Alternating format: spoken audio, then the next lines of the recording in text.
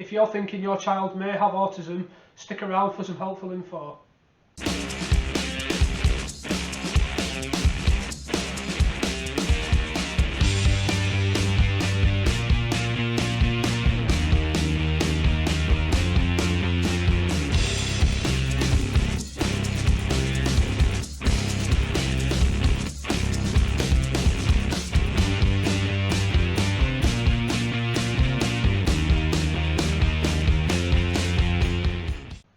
Ladies and gents, thank you for joining me today on Father Autism. So in today's episode, does my child have autism? So first of all, what is autism? So ASD, as it's known, autism spectrum disorder, like the name suggests, there is a spectrum. So there is also a spectrum of symptoms. You can have two children, both with ASD, both on total different sides of the spectrum. Just like every other person, everybody's different, but hopefully there'll be some things in this video today. You might have little bits, you might have a lot of these bits, but hopefully some of this info will be helpful to you. So some of the symptoms can be seen in learning to talk. So Jaden is 8 years old now, and he is non-verbal. Doesn't speak a word. He makes noises and things like that, but like a lot of other autistic children, he doesn't speak. But again, there is a lot of people that suffer with ASD that can speak, so again, they're all different. So talking, playing is a big one. Generally they'll live in their own little bubble, very independent, don't really interact with other children, don't really interact with adults when they're trying to play. So some of the signs to look out for, but the signs and symptoms do vary, and so do the effects. So communicating verbally and non-verbally is the big one. Relating to other people and the world around them and behaving flexibly. There's many different opinions about what causes autism, but we're not going to cover that today. Maybe that's going to be a video for later on. But early intervention can help you bring your child along. So how can you spot the warning signs? So as a parent, you're in the best position to spot the early warning signs. You know your child better than anybody. So if you can monitor the behaviours and the quirks, you're going to see it better than what a paediatrician can see in a 15-minute interview. So keep your eye out for some of the things that we're going to be listing below. And if you do have any concerns, talk to your paediatrician about it. They can be a valuable partner. It's also important for you to take into account your own observation.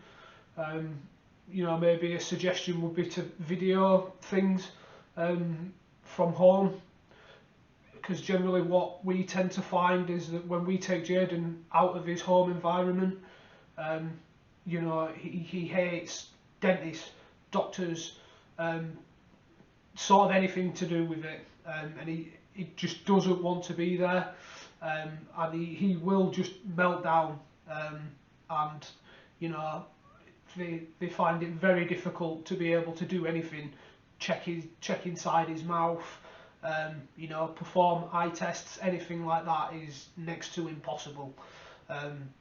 So you are probably better off recording it on your phone at home and then showing the doctors when you go in.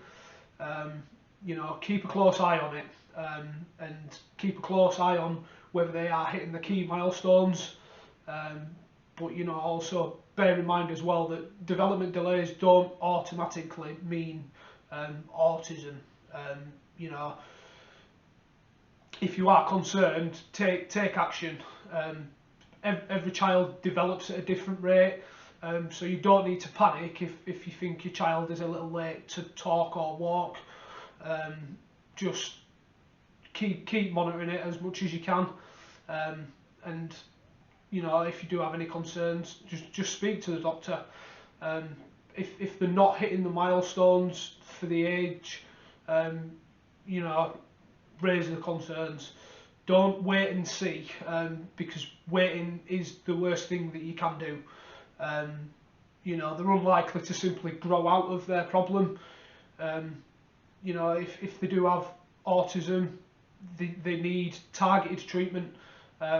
So trust your instincts.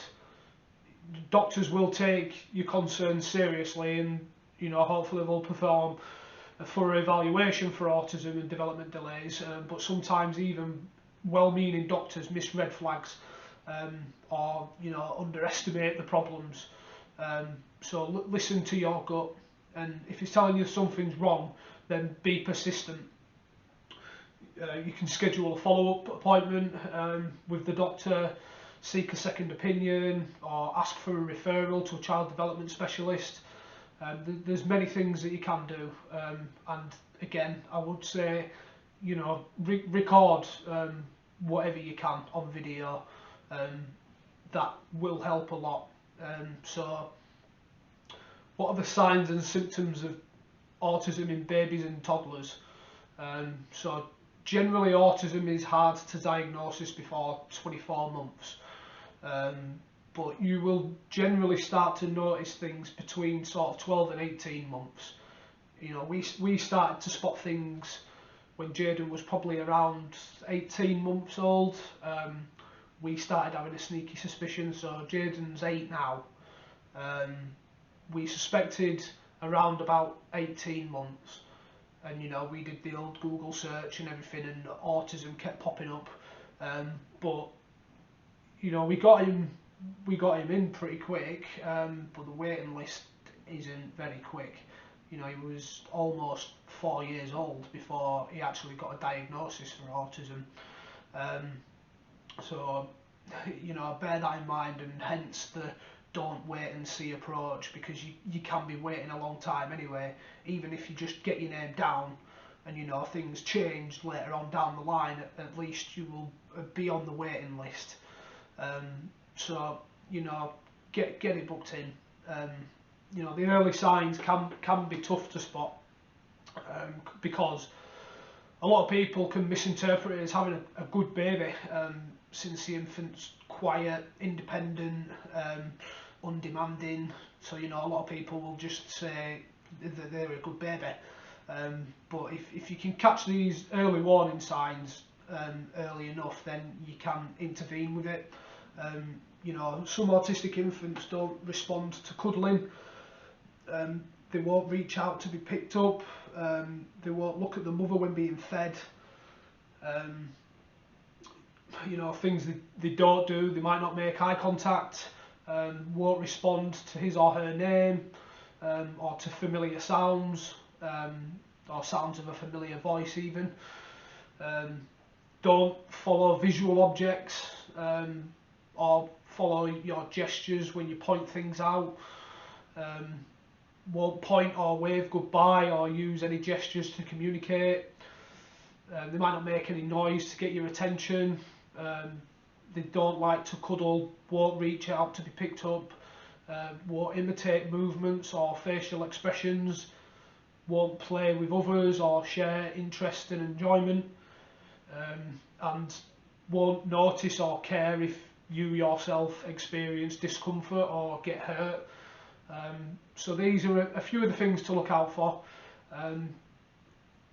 Why do you suspect your child has autism? Leave a comment down below.